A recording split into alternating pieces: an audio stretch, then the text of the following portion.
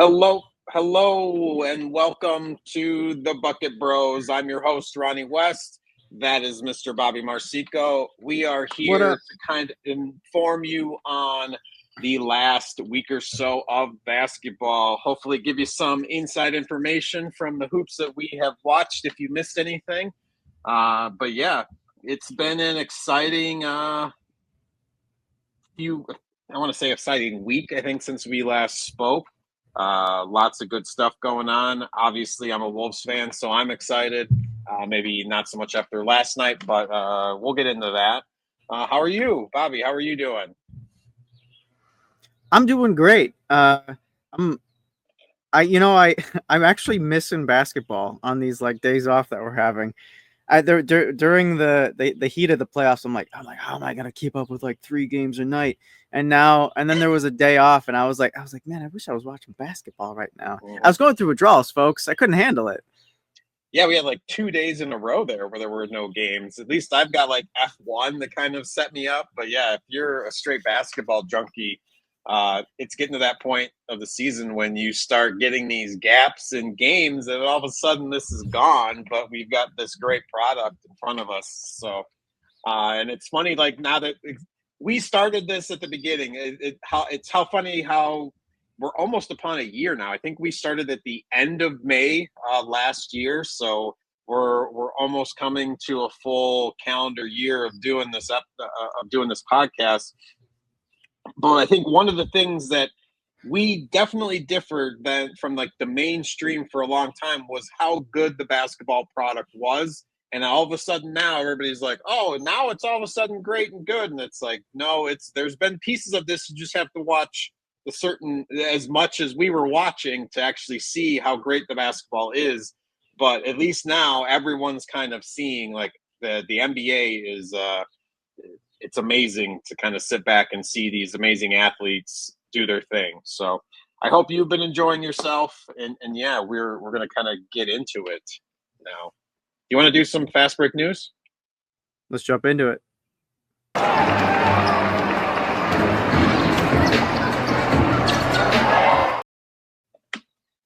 All right, I'm gonna pass the ball to you to start, Bobby, for this fast break news brought to you by Gale Forest Studios. I don't know if you heard, but the Thunder won Game 7 against the Nuggets. To say they survived it would be an insult to them.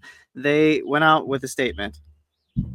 Yes, they did. And they made a statement last night as well, taking game one after a short rest, after I think it was only 2 days off until they took on the Wolves, and kind of blew them out in the final part. So, yeah, the Thunder back to back are, and I'm going to pass it over to you.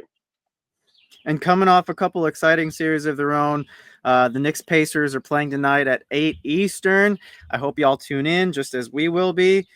Already gearing up to be a great series. Yes, indeed. And as we may have mentioned last time, Stephon Castle is your rookie of the year. And I don't know, you may have heard, I just found out just a minute ago that the MVP will be announced today. So that will be exciting. Will it be I Shea? believe Will Game it be 7 Jokic? decided it, right? That's how. Oh, yeah. That's how it worked. That's how that worked out. All right. And that was your fast break news. Let's get into where do you want to start? I guess that's kind of the biggest question. We've got a lot of basketball to kind of cover in a short amount of time. Where do you want to get going with this? I'm like chomping at the bed here with last night's game. I mean, maybe the right way to do things is chronologically, but boy, do I just want to get into the first game of conference finals action.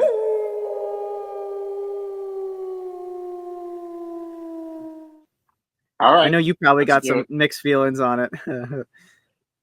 No, to me, this is they lost game one of the last series to the Warriors in kind of a like hand on head moment. Like this, Steph is out. Like, how could you lose this one? I think a lot of T Wolves fans feel like they should have won game one and maybe even swept the Warriors. So at least kind of the game one stumper of like they were in this to me, and I mentioned this on kind of one of my reaction videos that I posted on YouTube. I think the injury to Ant and his kind of prolonged absence when he was in the back getting taped up and coming back out, I think that kind of messed with the flow of how the subs were going and just kind of their plan. And then obviously the foul trouble was probably the biggest thing. Gobert and then Jaden McDaniels fouling out and Ant having foul trouble throughout. It just felt like they were kind of an inconsistent like feel. There was no natural flow. Julius obviously played great.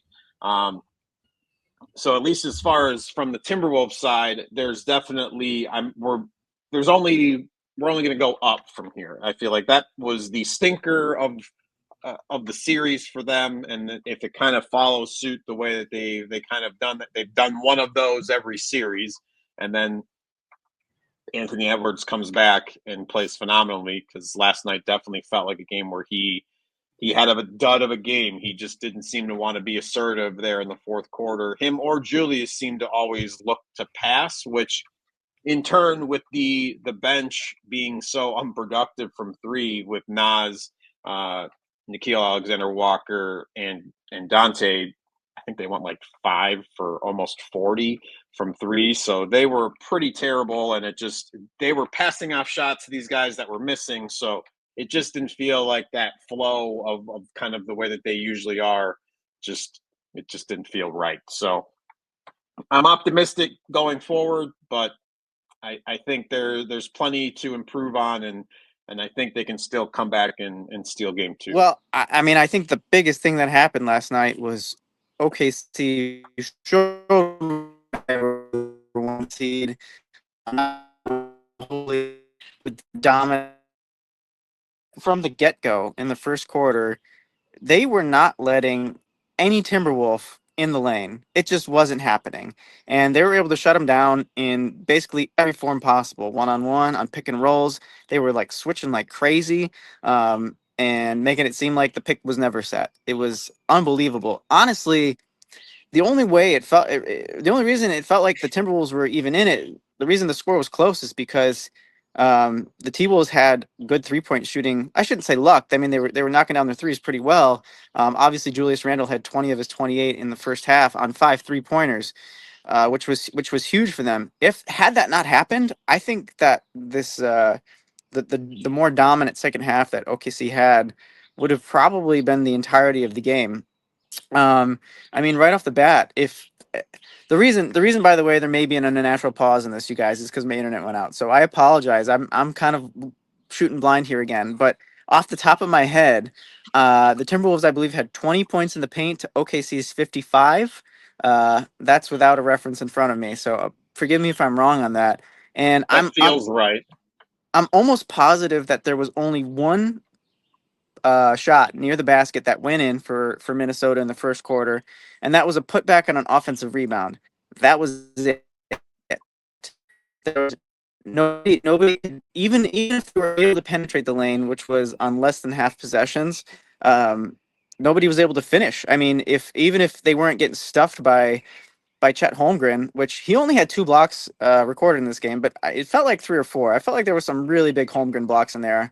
I feel like maybe he got shorted on a couple of those, but if it wasn't something like that, they would just hack you. For example, that what would have been highlight reel dunk by Anthony Edwards, where oh man, I forgot who reached up and just grabbed his arm and didn't let the thing go in, made him shoot free throws.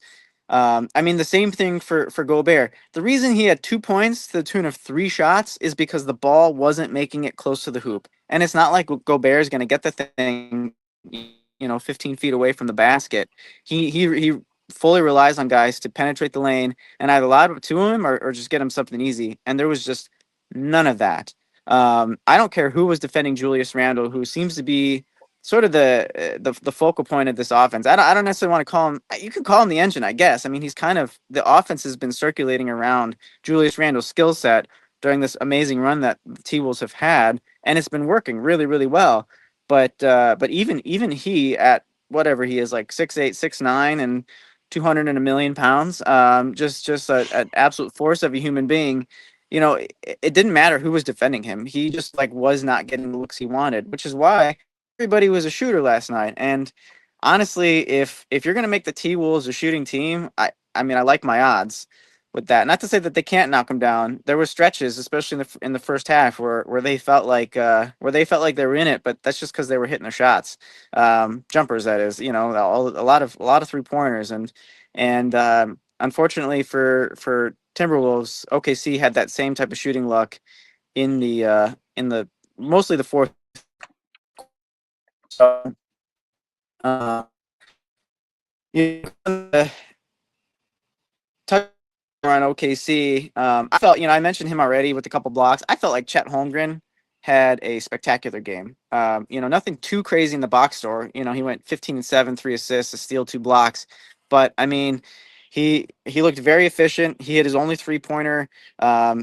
He was trying to get some points around the basket, which I know is not the easiest thing for him. Um, and Shea, who was not surprisingly the leading scorer of the game at 31, had a very inefficient game, and I don't foresee him necessarily upticking on that too much. I mean, I'm sure he'll have a big game here or there, but I don't want to call any of the T-Wolves guys slouches, because there was some good defense being played on Shea. Particularly Jaden McDaniels looked amazing against him. I mean, there was this one sequence, I think it was the second or third quarter, where he just Shea got like 5 feet.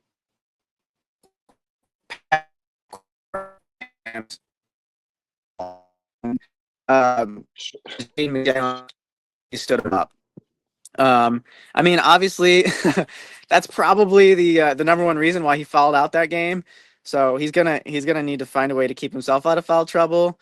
I do remember what you're talking about Rudy getting those 2 fouls early, but that's what he had. That's what he accumulated for the rest of the game. I think it's actually kind of a shame that he didn't get more minutes. I think I would have liked to see maybe something a little bit outside, like the small ball that they were trying, because they weren't getting anything out of Naz Reid. I mean, if they made Julius Randle's life Yeah. tough, imagine how Naz Reid felt last night. Yeah, everything. Well, a lot of times his shots feel forced. I wish he would try to drive a little bit more. Granted, I feel like I could put a compilation set of me saying that for so many people. Um, but I just wish the quick three for Edwards and him, because they kind of just think that they're going to shoot their way out of a slump. And I think with most basketball coaches and stuff, it's like get closer to the hoop and make like a close shot and get more confidence, and then work your way out, instead of thinking I'm going to keep shooting this outside three or this corner three and it's just going to start falling.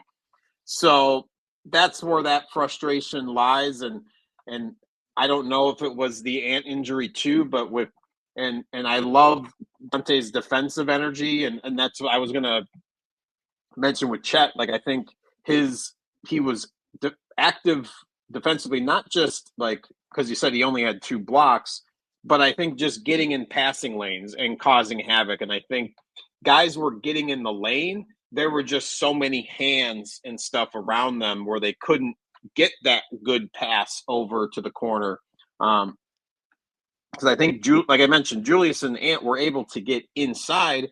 They just didn't want to take the shot that I think both of them are capable of taking. It's going to be a very tough shot, but I think both of them have the offensive skill to pull off something. No different than Hartenstein's little floater that he kept hitting and over Gobert when they were out there. So to me, I'm looking at the stats right now.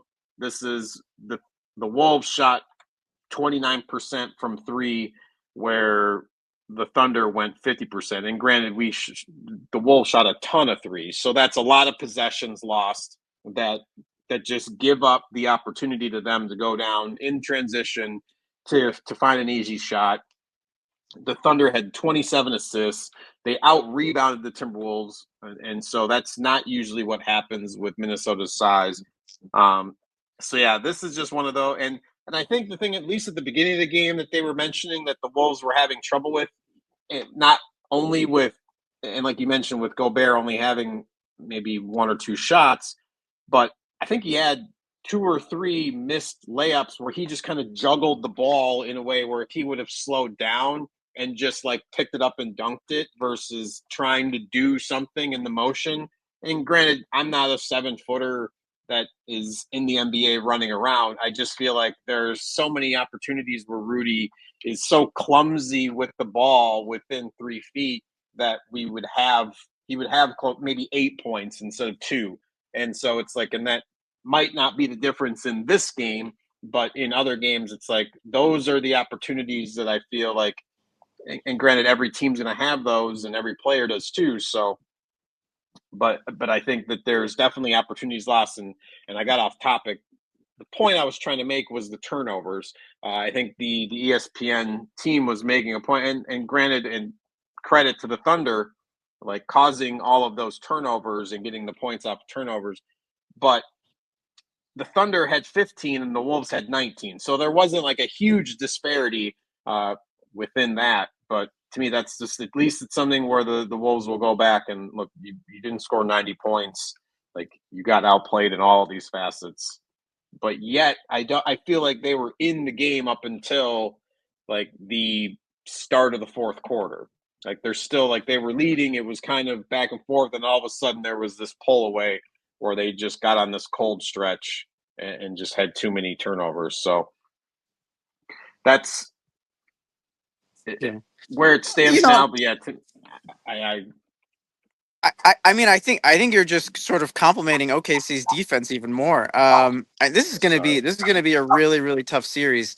You know, I mean, obviously, Rudy Gobert's hands are something that we've all tried to forget about from time to time over the course of his career, just because there's so much he does well, but yeah, with the ball, not so much. And I mean, again, that's why this is going to be if the rest of the series looks anything like it did last night, it's going to be a really tough series for him because he's not going to be doing much with the ball outside of right next to the hoop. He needs other guys to be able to create for him. I mean, the guys who did were able to get in the lane, which wasn't that often. You said it yourself. 51 out of the 83 shots that the Minnesota Timberwolves took were three-pointers. It's just because they weren't able to get what they wanted. And when they did get in the lane, I mean, their shots were being deterred. OKC was not afraid to foul, and again, it felt like they had more block shots than they did. I mean, Naz Reid even was even though Wolves had even though more. he was even yeah, exactly, which just feels peculiar because Naz Reid, even though he missed every three-pointer, felt deterred from going to the rim, just because of what was waiting for him there. I did notice that early in the game, OKC was sort of deploying this defensive strategy where it was almost like a pseudo zone on the ball only, where there was at the point of attack there was it seemed like the help defender was just like always within range of the ball, but somehow always within range of the defender they were assigned to. I don't know how they did it. I don't know how they could pull that off. I mean, this is truly like a one of a kind defense where like everybody's able to commit to that style of play. Where in the second half, what Minnesota started to do was whoever had the ball above the break, they dropped all the other four guys near the baseline to try to keep that help defender away.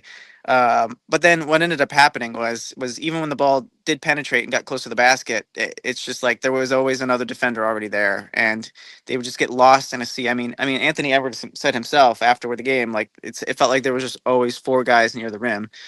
So the fact that these guys can collectively do that, swarm the lane, and somehow stay on their guy and make it difficult to play out on the perimeter. I mean, it's like it's almost tough to put into words, and it really is as much about just like individual skill level, effort, IQ as it is about scheme. So No, yeah, I but think it's identifying the play in the scheme. To me, I totally agree with what you're saying because it was working on the other end of the floor as well when I was watching it when they kept hitting, and it's something with particular sets that they have devised to attack certain vulnerabilities that the Wolves have set themselves up for. And so whether it's Julius is backing down and then there's always a backside defender that's coming in to kind of swarm the ball when he's on the backside, when there's always somebody from where you're not looking coming at the ball, if that makes sense. Whenever they are on a wing. There's an opposite side defender that was always coming over. But then on the offensive side, they were finding ways to get that backside lob where they would attack in some sort of way, and then that rolling defender on the pick and roll would always be wide open for a dunk. And so it was just like, why are these particular sets like constantly being, and it was just a constant thing. It seemed like every fifth play they're like, oh, we're in that set, whether it was on the offense or defensive side. And then boom, you like by the third one, I was like, this is happening again. Why aren't you seeing this? And to me, I know that Chris Finch is going to be able to, like, obviously this team's going to watch film and be like, okay, obviously these are the things that we need to avoid, figure out how to position yourself differently. So I'm definitely excited to see how those things are addressed in game two. But yeah, the Thunder, I think it was scheme and like player understanding in the moment of what's going on to be like, okay, I need to do this. And so to me, that's part of the scheme, the teaching. And to me, that's a, obviously they got, the Wolves were out coached in that manner of, as far as those particular instances where just like, oh, there's the end of the run because like there's that backside defender coming over and stealing the ball off of Julius or off of Dante. So yeah. Well, I got probably just a couple more things to say. The T-Wolves relied very heavily on their bench last night. Naz Reid, DiVincenzo, and Nikhil Alexander-Walker, Shea's cousin. They all played more minutes. They played 20 to 30 minutes. All played more minutes than McDaniels, Gobert, and Conley. Conley, I expect him to play about half the minutes a game. Yeah. That's pretty standard. But Well, and they Jaden were Clark relying too very came heavily in on the and played bench. too. What's that? Jaden Clark came in. Oh yeah, yeah. Jalen. He looked pretty decent out there. I mean, he only had 6 minutes that game, but he did look pretty decent out there for the minutes that he did play. But and obviously in part they were relying very heavily on their bench because of the foul trouble. But amongst those three players that I mentioned, Ricky DiVincenzo, Nikhil Alexander-Walker, collectively they went 7 for 36 from the field. That's just not going to cut it. That is not going to cut it. I realize a lot of those misses came from three, which aligns certainly with how the Wolves just shot as a team altogether last night. But moving back to OKC, I guess one glimmer of hope for the Wolves is, one, obviously they got to try to stay out of foul trouble here, keep their guys on the floor, but also obviously this OKC team is built similarly to the Wolves in that they have like one on any given night, they have like one really solid offensive option that everybody just sort of gravitates around. And Shea didn't have the best shooting night, but he made enough of an impact on both ends of the floor for OKC to get this one out.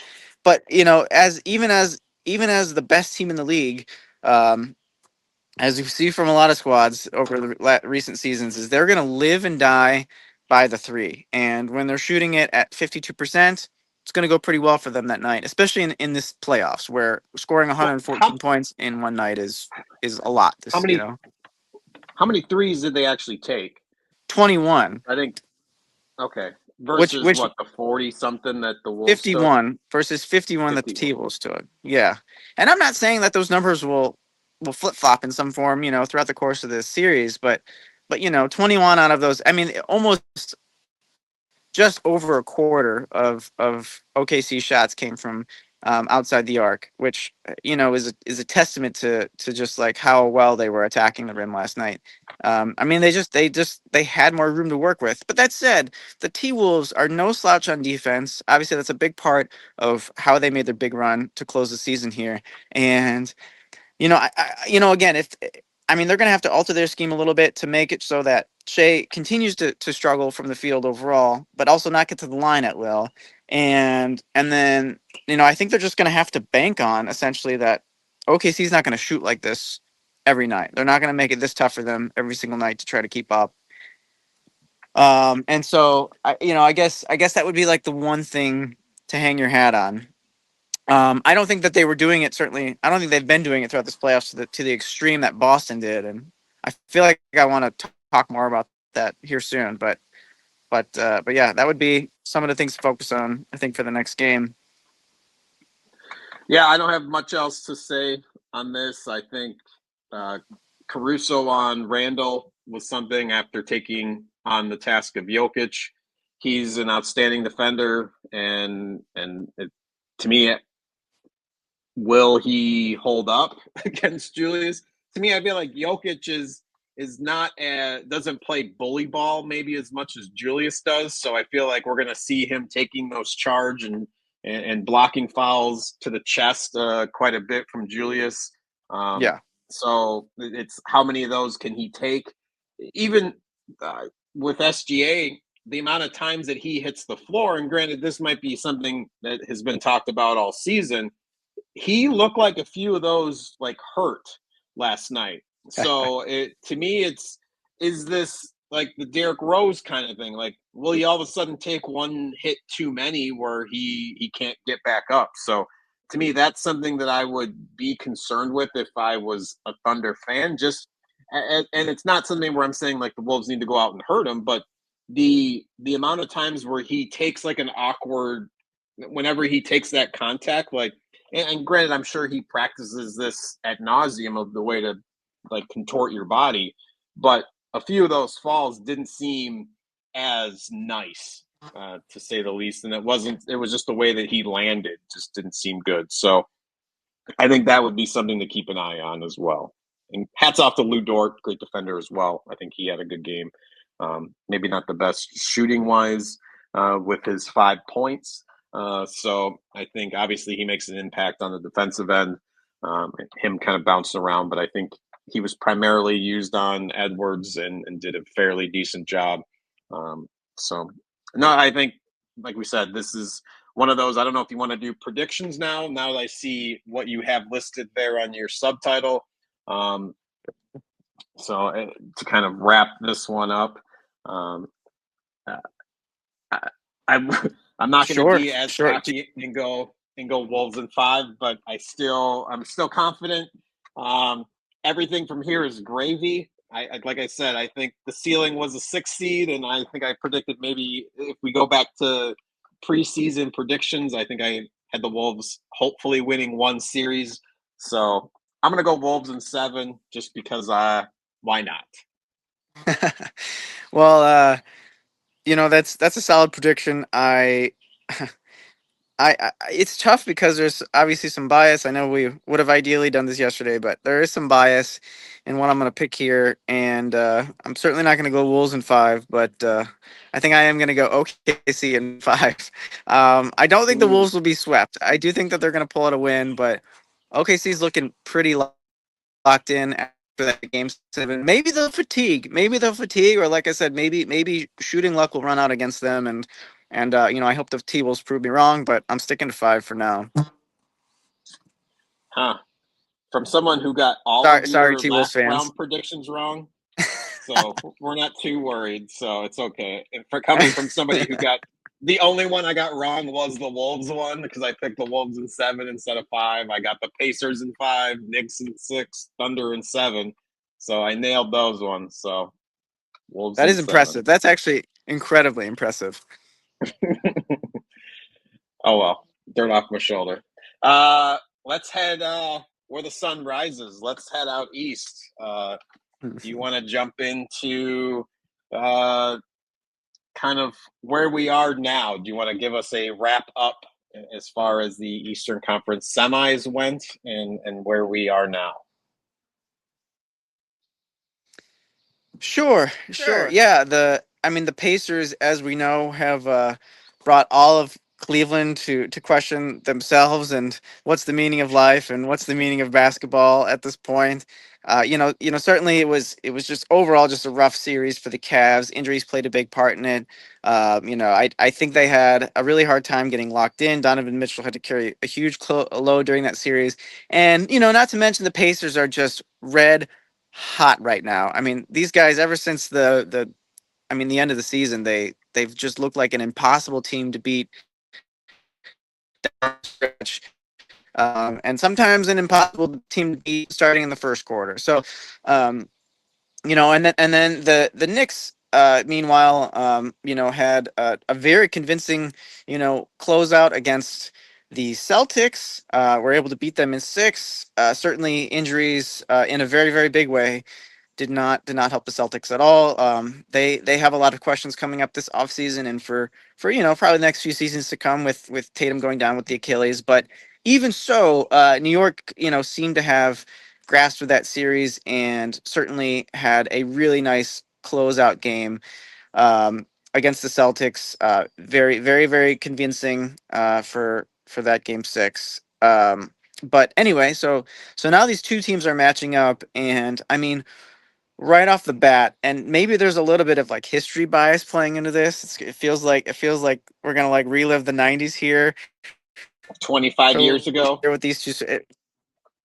Yeah. Oh, yeah. It's perfect. It's perfect. I wonder if there's any sort of like palpable rivalry feelings or rivalry jitters brewing within these fans. I don't know how many of them have been around Oh, we're gonna long hear enough it to really because have Reggie experienced that. Miller's on the call for this. That's the Oh gosh, that's true. craziest That's thing. true. Like the 25 years ago, the dude who knocked out the Knicks and Spike Lee, but doing the choke gesture because he scored 8 points in 6 seconds to finish them. That I might be not the closeout game, but essentially that. But so yeah, there's so much tied into this that to me it's super compelling. It's going to be awesome. And, I just feel like talking about these two teams, the Knicks, who are also a great closeout team, that's basically how they beat the Celtics. They had two, obviously, big comebacks early on in the series to then, I mean, basically, their strategy was to keep it close so that Brunson can close out the game for them. Well, you get two really good closeout teams that match up together in an Eastern Conference Finals. If you close your eyes real tight, you can picture it. And what do you see? That's right. It's the number 7 because that's how many games this series is going. As you can tell by my title here, I mean I'm already throwing out predictions, but I think I'm gonna take the Knicks ultimately. Um, they made me feel really sad and kind of stupid during the regular season when they just like couldn't beat anybody who was good. And I had a lot of concerns going into this playoffs, but they have quieted that. They have reminded me why I thought this team was going to be awesome. They just make sense. It helps that everybody's healthy. It helps that they can play the likes of Mitch Robinson, who's had an awesome impact in last series after getting to play very few minutes in the regular season. There's an Um, amazing video of him guarding every player like on a fast break and like closing out at the end. Like he's phenomenal, phenomenal. He's great defensively. I'll put some money in the stupid jar. I can't say phenomenal. That's all right. Well, luckily that's nobody's last name in the NBA. Otherwise, yeah, we'd be ringing it up. But yeah, no, I mean, this is going to be. I think this is going to be a very, very memorable Eastern Conference. And in general, I think this is going to be a very memorable playoffs because one of these teams who's going to win one of these franchises has not won in. What's the most recent victory? Then It would be. I I think It would be it's they the always they everything I've Supersonics. seen on I was gonna say it's the Sonics in '79. I think is the last one, Yes. and the Knicks in like '72. So Yeah. everybody's saying that the Thunder, yes, the city, the area of Oklahoma City, but the Mhm. franchise in itself has not won something. That's So it might be crazy. 75 for the Knicks. I'm not a NBA historian. I just remember the Sonics in '79.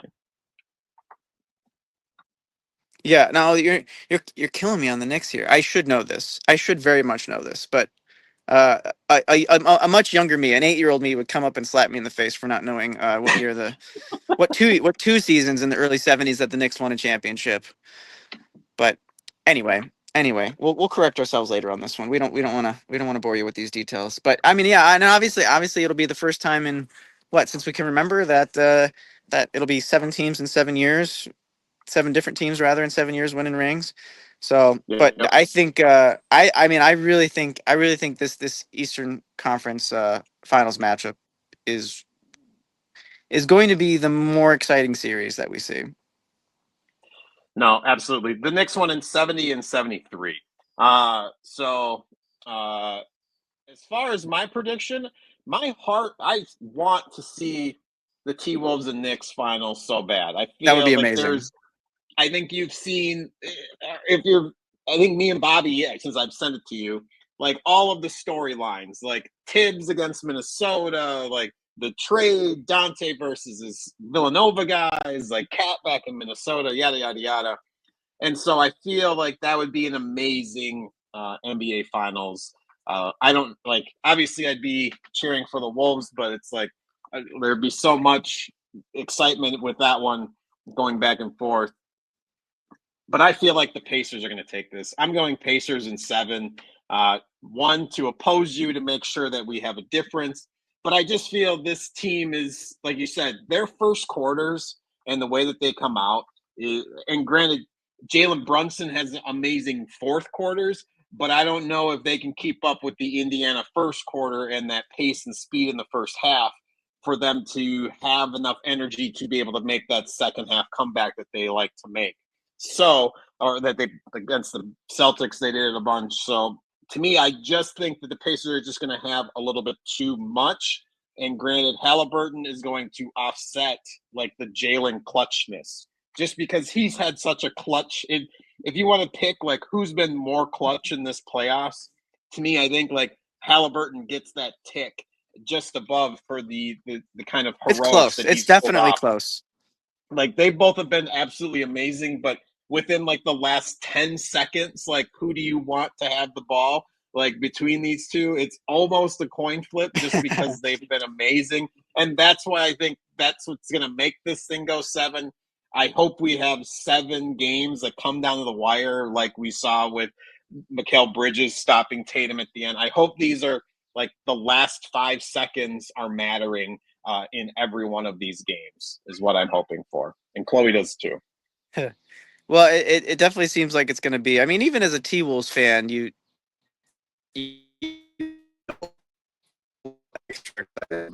about this series just a little bit. I don't know. I think there's going to be some magic here, and you know what? Just part 2 of me having hope for the Knicks early on in the season.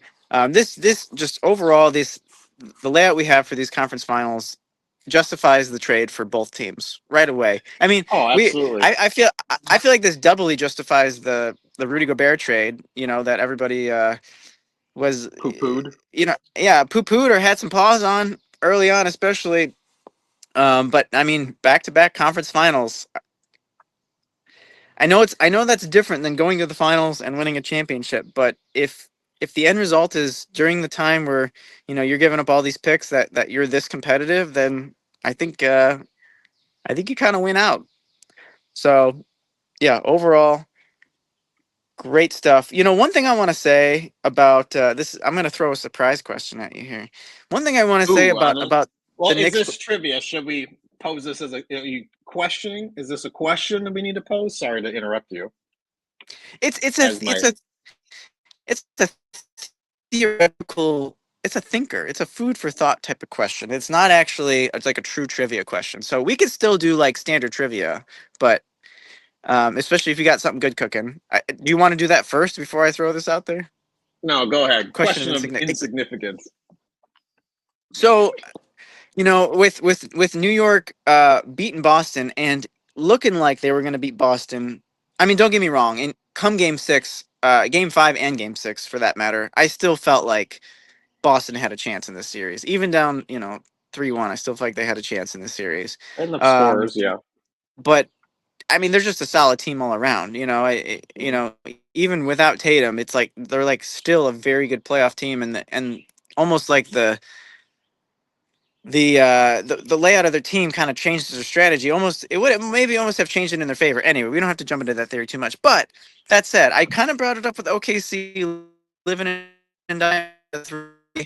Boston, especially in this series, definitely died by the 3. I mean, there was a couple of games there where we talked about it, where I'm like, why aren't they just doing anything different? Anything different? As you said earlier in the show, even if it's not within stylistically within your pattern, like try to do something a little bit different just to see the ball go in the hoop, so that maybe you'll be shooting 3-pointers to finish this game, and you'll see a lot more of them go in, just because you'll have a lot more flow and a lot more confidence going for you. But have we reached the point?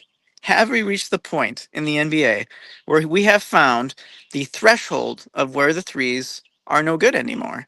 So, again, I feel like OKC, the games, at least a couple of the games that they lost to the Nuggets, sort of went by definitely with the Celtics as we mentioned. And these are two teams that are constructed to fit the modern NBA perfectly. Just sort of like positional size and strength everywhere.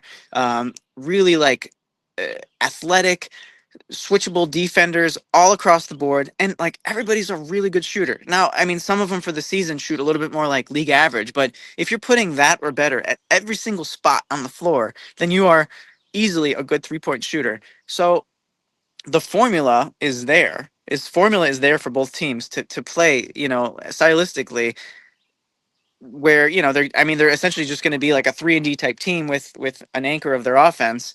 But have we seen the threshold then where the 3-pointers start to become poison? Have we found the limit? I feel like we're flirting with it.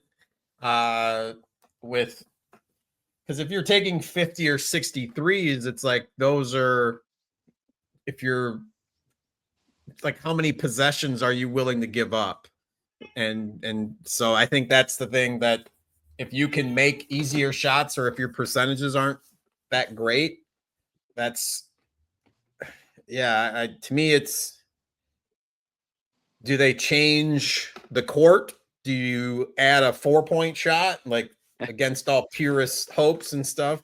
But it's like, how do you adjust that in a way to, it's like, do you bring it in and then like, because it's like, what, I don't know where there's kind of that cutoff where, if, because it's like team zone poison, no different than like the Bulls when they went on those runs where they shot the most, they're going to lose. Like you shoot 73s and you miss 50 of them, like you're going to lose. So I think it kind of, it'll filter itself out, but I think we're going to see it matter more in these bigger moments when, like, you're in the NBA finals and you put up 55 threes and you only hit 15 of them. It's going to be a storyline that Stephen A or whoever is going to be talking about the next day.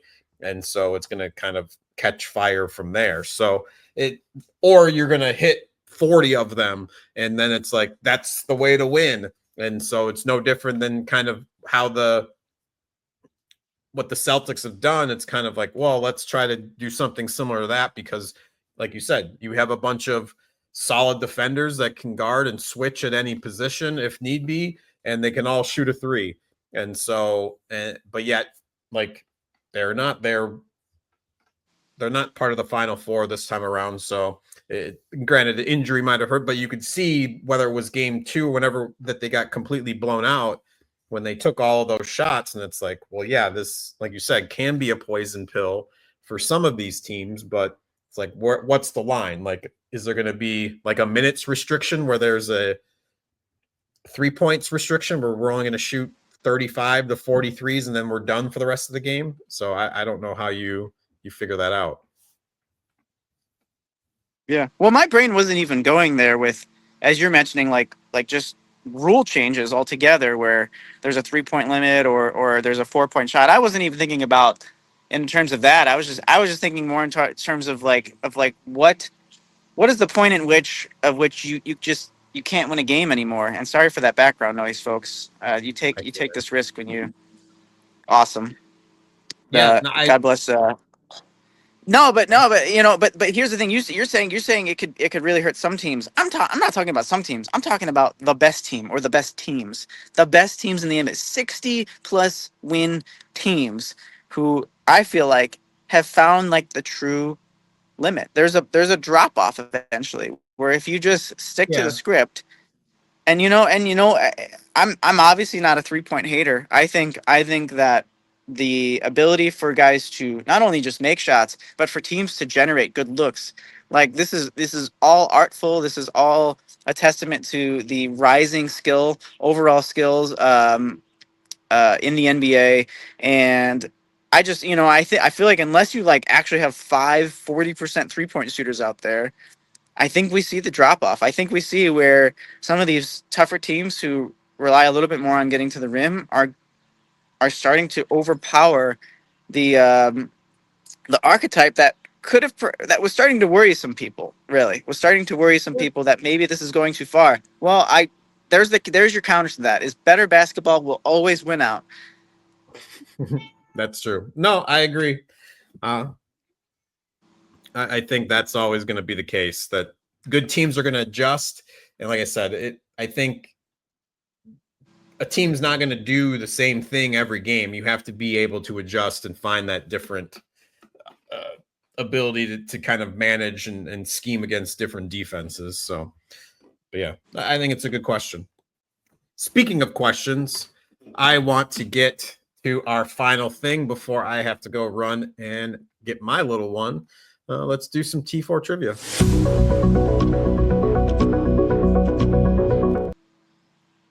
All right. So this week, if I can figure out how to get everything going, T4 trivia brought to you by T4 Medical. Do you have any words on T4 Medical?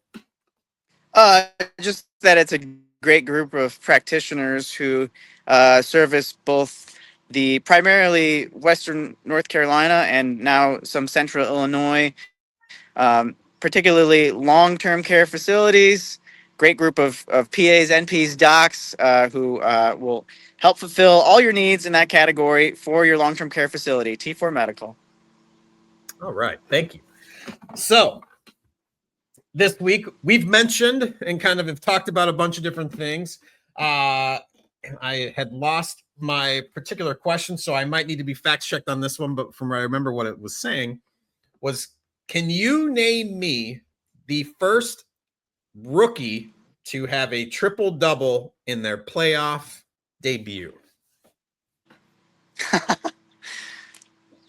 The first rookie to have a playoff triple double debut? Yes. As in, there's been more than one? Well, and it happened fairly recently, so I have to go back and I'm going to double check the stats now. So I don't have any. I'm going to put the Jeopardy music in the background like I did last week for the clip. But yeah, if you go and think for this one for a moment, if I can try to bring it up.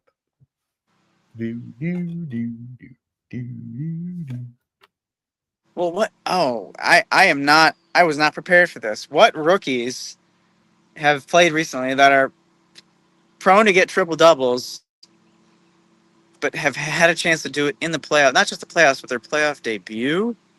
Yeah. Can I? I'm not going to be able to get this. I'm going to lose. Again. What is it? Can I at least get a? Well, if you give me a year, I'll probably give it away. Can I get like a decade? It's happened within the last 2 years. Oh, come on.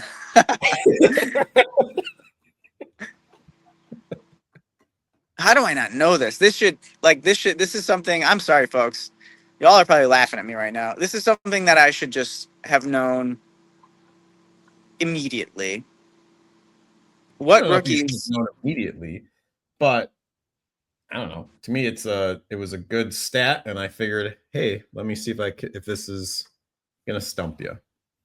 I'm having a hard time thinking about like what rookies have had a chance to even had that big of a role in a playoff game, like an early playoff game in the past 2 years.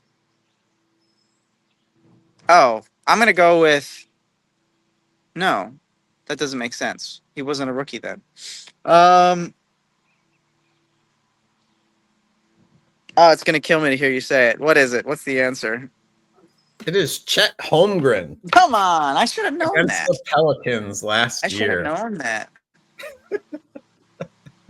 I mean, I should have just started guessing like high pick rookies over the past 2 years. And what's funny is Chet came to mind. I'm like, no, that's too obvious.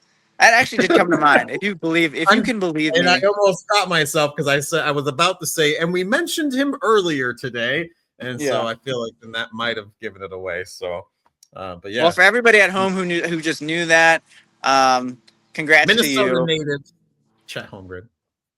Yeah. Glad y'all are paying attention more than me, apparently. It's all right. Well, yeah. Well, this has been another episode. We're excited. Like Bobby mentioned, TNT tonight. I think it's 7:00 Central Time. We got Pacers Knicks. Hopefully, I have this posted by then. Otherwise, go and check us out on YouTube, Instagram, TikTok. You can see where to go on the scroll below. I apologize that they're not all the same. Just type in the Bucket Bros. You will be able to find us though. But yeah, I have to go and pick up a 6-year-old from his second to last day of school. And yeah, we will talk to you guys soon. Bobby, any last words? Just thanks for tuning in. Give us a shout out, folks. Let us know that you're here. And yeah, keep giving us a listen, watch, however you consume. Yes, indeed. Thanks, everybody. This has been the Bucket Bros. See you guys next time. Till then. Ciao.